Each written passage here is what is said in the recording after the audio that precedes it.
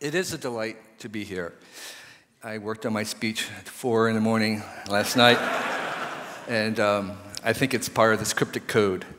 I want to talk about technology. Technology surrounds us, it's everywhere. It fills our lives. A lot of us work at making more technology. The first name of this conference, TED, stands for technology, and yet I don't think we really know what it is. And I want to talk about my investigations into what technology means in our lives, not just our immediate life, but in the cosmic sense, in a kind of a long history of the world and our place in the world. What is this stuff? What is its significance? And so I want to kind of go through my little story of what I found out. And one of the first things I started to investigate was the history of the name of technology. And in the United States, there's a State of the Union address given by every president since 1790. So that we have 220 State of the Union addresses, and each one of those is really kind of summing up the most important things for the United States at that time. And if you search for the word technology, it was not used until 1952. So technology was sort of absent from everybody's thinking until 1952, which happened to be the year of my birth. And obviously, technology had existed before then, but we weren't aware of it. And so it was sort of an awakening of this force in our life. I actually did the research to find out the first use of the word technology, and it was in 1829, and it was invented by a guy who was starting a curriculum, a course, that bring together all the kinds of arts and crafts and industry, and he called it technology, and that's the very first use of the word. Obviously, these things in our life has been going on a lot earlier. So what is this stuff that we're all consumed by and bothered by? Alan Kay calls it, technology is anything that was invented after you were born, which is sort of the idea that we normally have about what technology is. It's all that new stuff. It's not roads or penicillin or factory tires. It's the new stuff. My friend Danny Hillis has a kind of a similar one. It says technology is anything that doesn't work yet, which is, again, a sense that it's all new, but we know that it's just not new. It actually goes way back, and what I want to suggest is it goes long way back. So another way to think about technology, what it means is to imagine a world without technology. If we were to eliminate every single bit of technology in the world today, and I mean everything, from blades to scrapers to cloth, we as a species would not live very long. We would die by the billions, and very quickly the wolves would get us. We would be defenseless. We would be unable to grow enough food or find enough food. Even the hunter-gatherers use some elementary tools. And so they have minimal technology, but they have some technology. And if we study those hunter-gatherer tribes and the Neanderthal, which are very similar to early man, we find out a very curious thing about this world without technology. And this is a kind of a curve of their average age. There are no Neanderthal fossils that are older than 40 years old that we've ever found. And the average age of most of these hunter-gatherer tribes is 20 to 30. There are very few young infants because they die at a high mortality rate, and there's very few old people. So the profile is sort of your average San Francisco neighborhood. A lot of young people. And if you go there, you say, hey, everybody's really healthy. Well, that's because they're all young. The same thing as with the hunter-gatherer tribes and early men is that you didn't live beyond the age of 30. So it was a world without grandparents. And grandparents are very important because they are the transmitter of cultural evolution and information. Imagine a world, and basically everybody was 20 to 30 years old. How much learning can you do? You can't do very much learning in your own life. It's so short, and there's nobody to pass on what you do learn. So that's one aspect. It was a very short life. But at the same time, anthropologists know that most hunter-gatherer tribes of the world without very little technology is that they actually did not spend a very long time gathering the food that they needed, 3 to 6 hours a day. Some anthropologists call that the original affluent society because they had banker hours, basically. And so it was possible to get enough food, but when the scarcity came, when the highs and lows and the droughts came, then people went into starvation, and that's why they didn't live very long. So what technology brought, through the very simple tools like these stone tools here, even something as small as this, the early bands of humans were actually able to eliminate to extinction about 250 megafauna animals in North America when they first arrived 10,000 years ago. So within several generations, you know, a couple thousands of years, that little bit of technology eliminated all those animals. So we've been actually affecting the planet on a grand scale from a very early age. And I'm saying is that long before industrial age, we've been affecting the planet on a global scale with just a small amount of technology.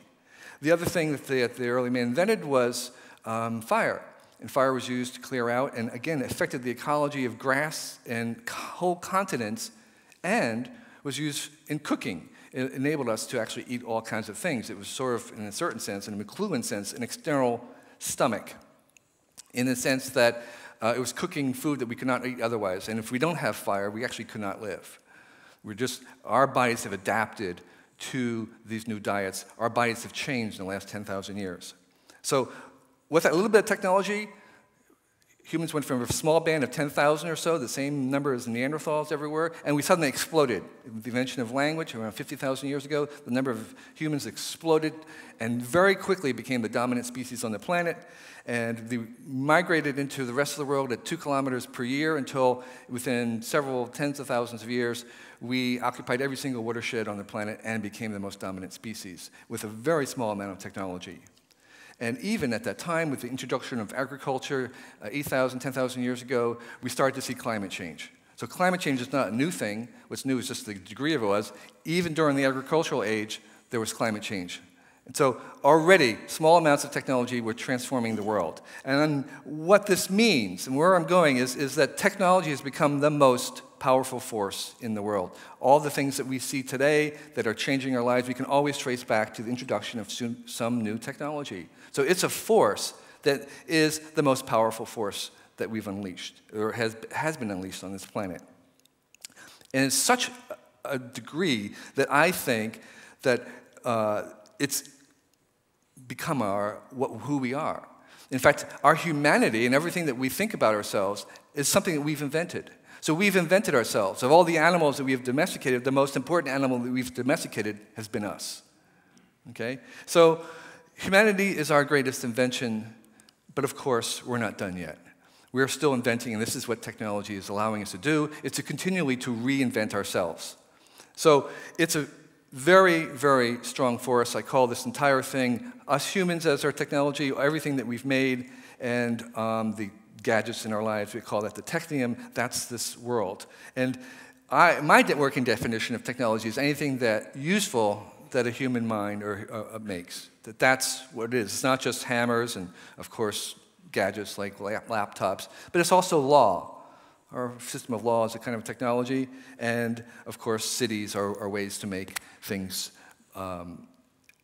more useful to us. But, and this is the point of my talk, while it's something that comes from our mind, it also has its roots deeply into the cosmos. It goes back. The origins and roots of technology go back to the Big Bang in this way, in that they are part of this self-organizing thread that starts at the Big Bang and goes through galaxies and stars into life, into us. And the 3 major phases of the early universe was energy. When the dominant force was energy, then it became the dominant force as it cooled, became matter. And then with the invention of life 4 billion years ago, the dominant force in our neighborhood became information. That's what life is, it's an information process that was restructuring and making new order. So those energy, matter, Einstein showed were equivalent, and now the new sciences of quantum computing show that entropy and information and matter and energy are all interrelated. So it's one long continuum. You put energy into the right kind of system, and out comes wasted heat, entropy, and exotropy, which is order. It's the increasing order. So where does this order come from? Its roots go way back. We actually don't know. But we do know that the self-organization trend throughout the universe is long, and it began with things like galaxies. They maintained their order for billions of years, Stars are basically nuclear fission machines that self-organize and self-sustain themselves for billions of years, this order against the entropy of the world. And flowers and plants are the same thing, extended. And technology is basically an extension of life. So one trend that we notice in all those things is that the amount of energy per gram per second that flows through this is actually increasing. The amount of energy is increasing through this little sequence, and that the amount of energy per gram per second that flows through life is actually greater than a star because of the star's long lifespan. The energy density in life is actually higher than a star, and the energy density that we've seen the greatest of anywhere in the universe is actually in a PC chip. There's more energy flowing through per gram per second than anything that we have any other experience with. And so what I would suggest is that if you want to see where technology is going, we continue that trajectory, and we would say that it's going to become more energy dense. That's where it's going. And so what I've done is I've taken the same kinds of things and looked at other aspects of evolutionary life and say, what are the general trends in evolutionary life? And there are things moving towards greater complexity, moving towards greater diversity, moving towards greater specialization, sentience, ubiquity, and, most important, evolvability. Those very same things are also present in technology. That's where technology is going. It is moving towards more complexity, more diversity, more specialization, more mindfulness, more evolvability. In fact, technology is accelerating all the aspects of life. We can see that happening just as there's diversity in life, there's more diversity in the things we make. Things in life start off being general cell, and they become specialized. You have tissue cells, you have muscle, brain cells, and same thing happens with, say, a hammer, which is general at first and becomes more specific. So I would like to say that while there's 6 kingdoms of life, we can think of technology basically as the 7th kingdom of life. It's branching off from the human form. But technology has its own agenda like anything, like life itself. And for instance, right now, 3/4 of the energy that we use is actually used to feed the technium itself. In transportation, it's not to move us, it's to move the stuff that we make or buy. And on one hand, technology itself has its own agenda. At the other hand, it is blessing us with all kinds of things. I use the word want. Technology wants. This is a robot that wants to plug itself in to get more power. Your cat wants more food. A bacterium, which has no consciousness at all, wants to move towards light. It has an urge, and technology has an urge. At the same time, it wants to give us things, and what it gives us is basically progress. You can take all kinds of curves, and they're all pointing up. There's really no dispute about progress if we discount the cost of that, and that's the thing that bothers most people, is that progress is really real, but we wonder and question whether the environmental cost of it. But there's no doubt about it that it really is present and that technology gives us. I did a survey of the number of species of artifacts in my house, and there's 6,000. Other people have come up with 10,000. When King Henry of England died, he had 18,000 things in his house, but that was the entire wealth of England. And with that entire wealth of England, King Henry could not buy any antibiotics. He could not buy refrigeration. He could not buy a trip of 1,000 miles. Whereas this rickshawwala in India could save up and buy antibiotics, and he could buy refrigeration. He could buy things that King Henry in all his wealth could never buy. That's what progress is about. So technology is selfish. Technology is generous. That conflict, that tension will be with us forever. That sometimes it wants to do what it wants to do, and sometimes it's going to do things for us. And that's where we get this sort of feeling that it's maybe we have confusion about what we should think about a new technology. Right now, the default position about when a new technology comes along is people talk about the precautionary principle, which is very common in Europe, which says basically don't do anything. When you meet a new technology, stop until it can be proven that does no harm. I think that really leads nowhere, but a better way is to what I call a precautionary principle, which is you engage with technology.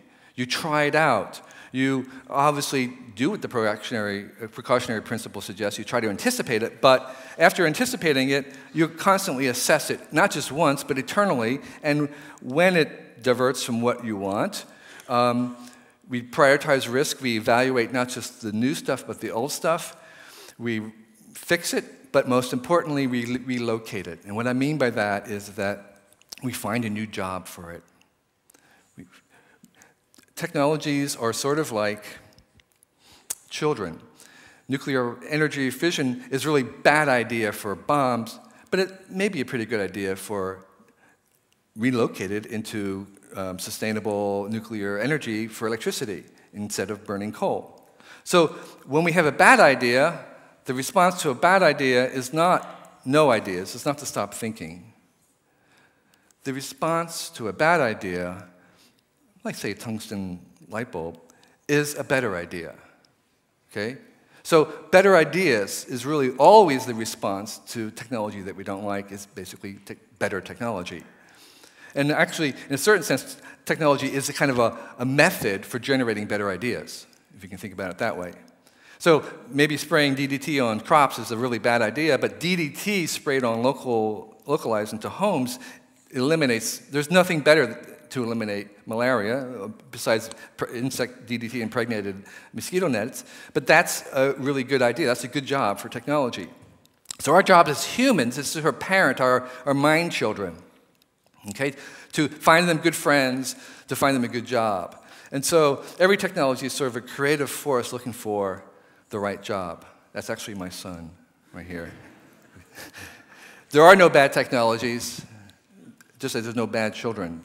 Children, we don't say children are neutral, children are positive. We just have to find them the right place. And so what technology gives us over the long term, over this sort of extended evolution from the beginning of time through the invention of plants and animals and the evolution of life, evolution of brains, what that is constantly giving us, what technology is giving us after we weigh the pros and cons, is increasing differences, which was mentioned this morning. It's increasing diversity, it's increasing options, it's increasing choices, opportunities, possibilities, and freedoms. That's what we get from technology all the time. That's why people leave villages and go into cities. It's because they are always gravitating towards increased choices and possibilities. And we are aware of the price. We pay a price for that, but we are aware of it, and generally we will pay the price for increased freedoms, choices, and opportunities. Even technology wants clean water. People say, well, what about, is technology diametrically opposed to nature? And I have a couple slides, 2 slides left. I would say it's not. Technology, high technology needs clean water as much as we do, if more than we do.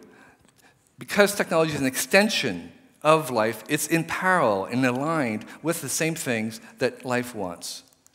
So I think technology loves biology if we allow it to. So all these things, complexity and diversity, are the long strand, the great movement that is starting billions of years ago, is moving through us, and it continues to go. And our choice, so to speak, in technology is really to align ourselves with this force much greater than ourselves. So technology is more than just the stuff in your pocket. It's more than just gadgets. It's more than just things that people invent. It's actually part of a very long story, a great story that began billions of years ago and is moving through us as self-organization, and we're extending and accelerating it, and we can be part of it by aligning the technology that we make with it. And I really appreciate your attention today. Thank you.